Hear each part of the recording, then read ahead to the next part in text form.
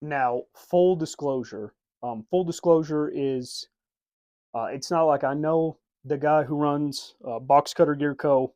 personally or anything like that. Like we don't like meet up in person and like have drinks together or anything like that. But we do have a fairly lengthy and substantial internet friendship going on. We talk a lot. Uh, I bounce ideas off him, and he bounces ideas off me. And he's nice enough to send me stuff to play with when he wants something tested. So, you know, just putting that out there. I like the guy, and I like his products. But I mean, it's not like I'm just a shill. I've spent plenty of money, paying him to actually give me stuff too. He doesn't just send me free stuff. And I mean, coming back, like thinking all the way back years ago, I'm pretty sure before we were friends, I was a customer of his. So I mean, originally there was nothing to make me like his products. So just keep that in mind, while I'm reviewing this. And if that's a turn off with you, I'll put this at the start of the video so you can just click off now if you're not interested. Okay, so getting into it, what is a ZAP, or a ZAP 2.0? It is his zippered admin pouch. See, it's got a zipper on the front. It's got a pouch in here, or a pocket in here, and then the main the main pocket itself is just an elastic pouch with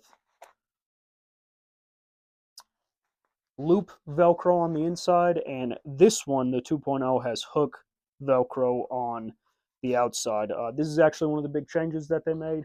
So the old Zaps, it was either Molly or Velcro on the back. You can see this one is Velcro. This one is both. Every single one of them is both.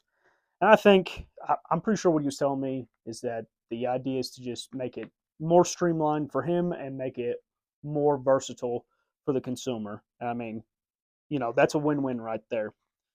Now, so this one is the normal size multicam. He also makes an XL version. So they make some that fit this sized right in the rain pad. I want to say this is like the 3x5 or something like that. It might be a little bit smaller. And then there's a bigger notepad size that's easier to write on, especially if you're left-handed like me, because it's easier to get your hand on the pad while you're writing. But yeah, so there's two sizes of them. This is the normal size. The other size is the XL.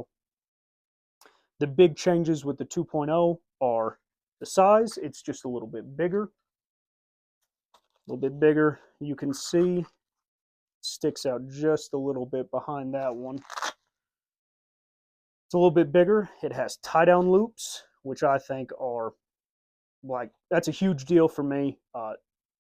This one right here isn't the one that I use for testing. I got sent a pre-production model. The only difference is the this material right here for the zipper to make it more NIR compliant.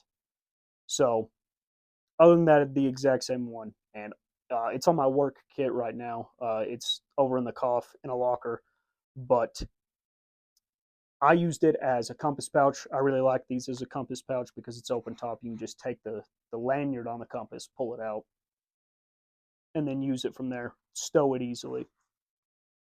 And these tie down points really, really help with securing it to there. They're just a little bit of Condora or laminate, whatever this back piece is.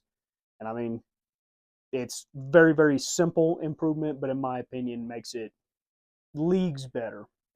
So the new Zap being a little bit bigger is the perfect size for like 5.56 magazines without any insert in it. Now, when you buy it, it's going to come without any inserts, but they also make a couple inserts. One of them is it's called this single cell insert.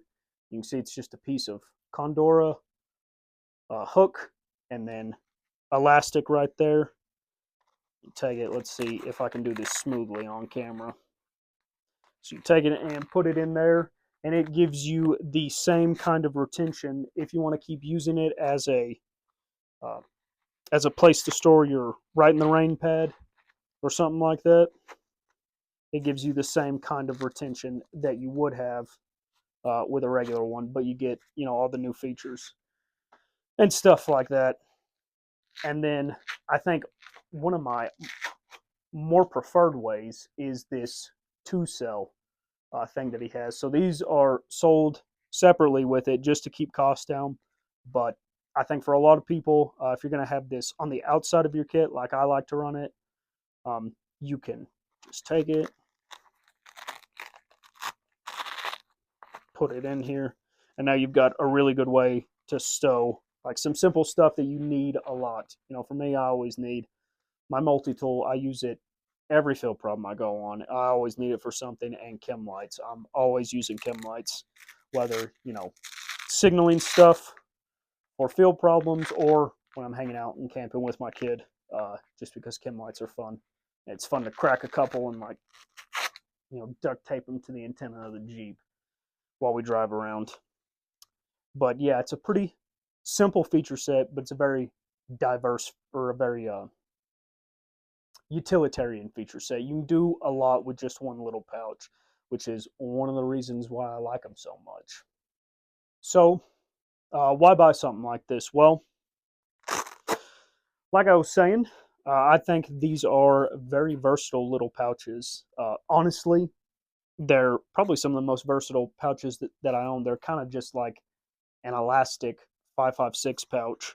Um, you can use it for a whole lot of stuff, but it's got a lot of a lot of added features in there that are just quality of life, like being able to easily carry pen and paper and stuff like that. They also make for your pocket in the front. They make these little survival kits.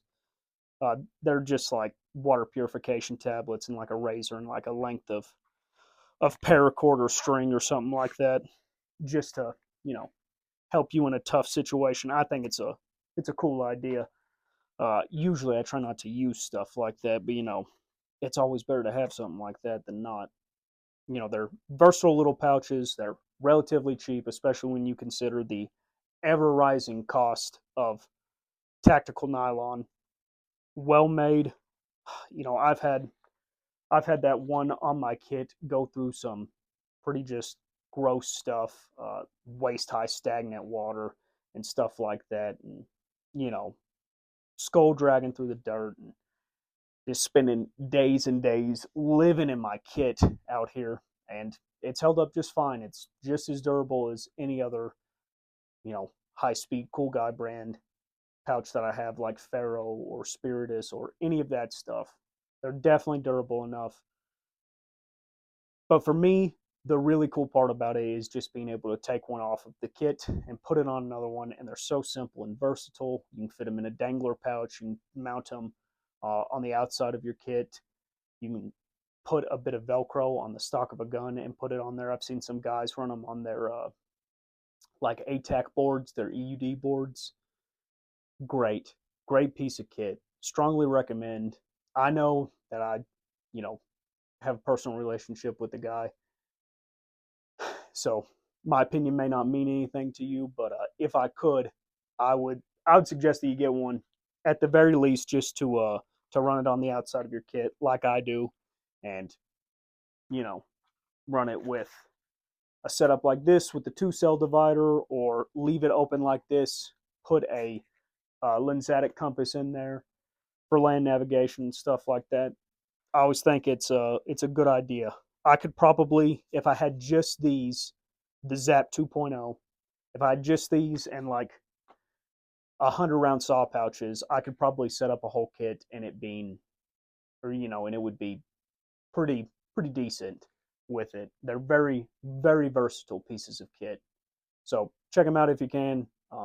I strongly recommend them, and it's a good American-made business, or sorry, a good American homegrown business. All their stuff's made in America. They make it themselves over there. So I really appreciate you guys checking out this video, and yeah, if you have one of these, or if you have any of them, because he's been making these for a while now, If you have one of the Velcros or one of the Mollies, let me know how you feel about it. And yeah, just have a good one, guys. Thanks for watching.